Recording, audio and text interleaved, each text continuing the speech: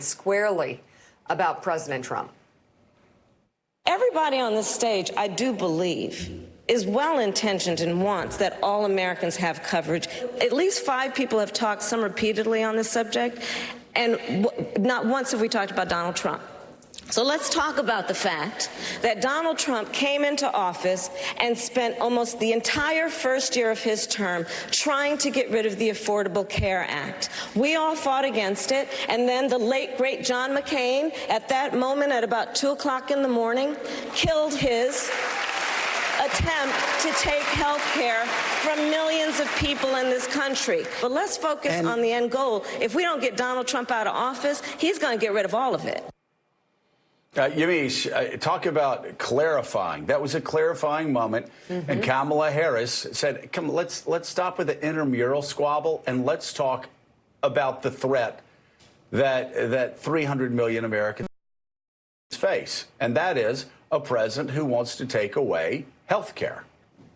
Senator Harris obviously made a calculation that she didn't want to get into debating about the details of and the minutia of some of the things that Democrats obviously agree on. And she wanted to really place her target and her attacks against the president. I think that's what a lot of Democratic voters that I've talked to want to hear. They want to hear someone that's going to be able to get on stage with President Trump if they have to debate and take him down and really confront him on the policies that they think are hurting Americans all over this country. And Harris's attack was pretty timely because President Trump was in Baltimore literally mimicking John McCain around the same time that she was talking about the fact that President Trump is trying to take away health care for millions of people. So that was the contrast that was on display if you turned on your televisions yesterday, and Senator Harris was doing that. And I think going forward, Senator Harris is really going to be trying to focus on the fact that she could really sell herself as the most electable Democrat, which is essentially what a lot of voters want to see.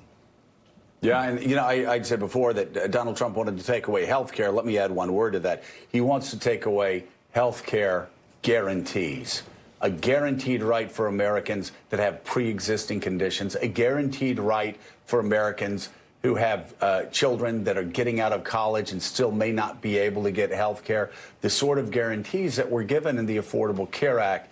And so there is this battle right now between Donald Trump and Republicans who want to take it all away. And then on the other side, those guarantees want to take them all away. And then on the other side, of course, the Elizabeth Warren and Bernie Sanders wing that a lot of Democrats, independents and Republicans fear want to take away people's private health care insurance because that's what they say they want to do. What does that mean? I've got to agree with Steve Ratner. None of the moderators have done a good job at pushing them to move them beyond that fantasy land description. And that's me as a small government conservative, a former Republican, calling it fantasy land to say that you're going to be able to spend with a country that is $22 trillion in debt, over $30 trillion a year on health care. Not gonna happen. Not going to do it, as Dana Carvey would say, quoting George H.W. Bush. Jonathan O'Meara, though, let's talk about Joe Biden and what kind of night he had last night. I've got to say, he helped himself, I think, a lot. You're a Brooklyn guy. He helped himself with the Brooklyn crowd. The fact that Biden is going old school and he's an audiophile, he's back to vinyl, as Willie said.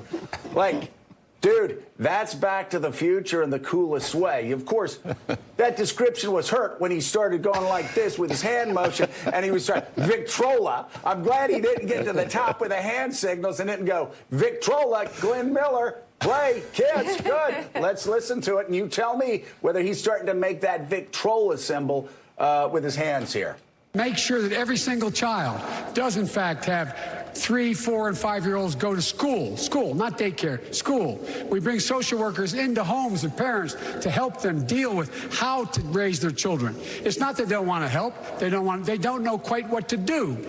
Play the radio. Make sure the television, make sure you have the record player on at night, the phone. Make sure the kids hear words. A kid coming from a very poor school, or a very poor background, will hear 4 million words fewer spoken by the time they get there. There's so much. No, I'm going to go like the rest of them do, twice over, okay?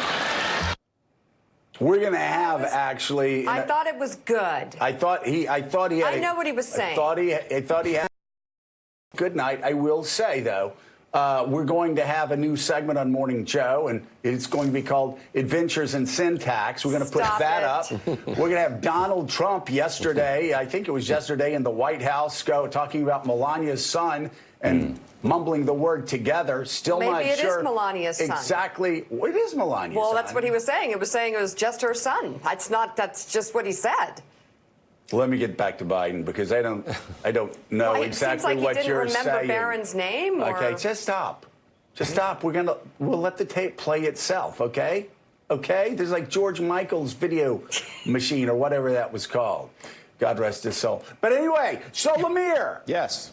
I loved the quote. I loved the quote in the Washington Post. The headline. It was the best of Biden. It was the Biden of Biden. Yeah. Joe Biden had some very good moments last night. Joe Biden also had some very Biden-esque moments. You go back to 88, some very Biden-esque moments last night as well. I think that's right. He did help himself in certain moments. There was, though, that answer we're hearing about the record player, though it may have helped him with the hipsters in Williamsburg, Brooklyn, it probably struck a strange note to a lot of other people listening. Mind you, that question was about reparations, and that's where he ended up on that. He also, his answers about Afghanistan and Iraq, he got himself pretty confused and turned around, and it was difficult to follow what he was saying. And I think, and certainly the Castro moment came off too strong. He got his facts wrong. He almost seemed to be reveling in sort of calling out Biden for being forgetting, but he wasn't alone. After the debate, Cory Booker, who I know we'll have on a little later, told CNN, he said, I think we're at a tough point right now because I think a lot of people are concerned about Joe Biden's ability to carry the ball across the end line without fumbling. So I think that this is a narrative that is going to pick up, perhaps, in the Democratic field. But the one thing that didn't happen last night, and there certainly were some of the second-tier candidates in terms of polling had nice moments. Congressman O'Rourke spoke eloquently about El Paso. Cory Booker was very good about guns. We heard Amy Klobuchar have a few nice moments. You already played Senator Harris, of course, with that real stinger to Donald Trump about Fox News. But the last night's debate was billed as the first time that Joe Biden and Elizabeth Warren were going to be on stage at the same time together. And there really were no fireworks there. Elizabeth Warren sort of held her fire on the vice president. People around her that I've talked to in recent days, they like the trajectory of this race. They're going to play it patient. They're not looking to have any type of Castro-esque moment with a sharp attack on stage, at least not yet. But I do think that dynamic,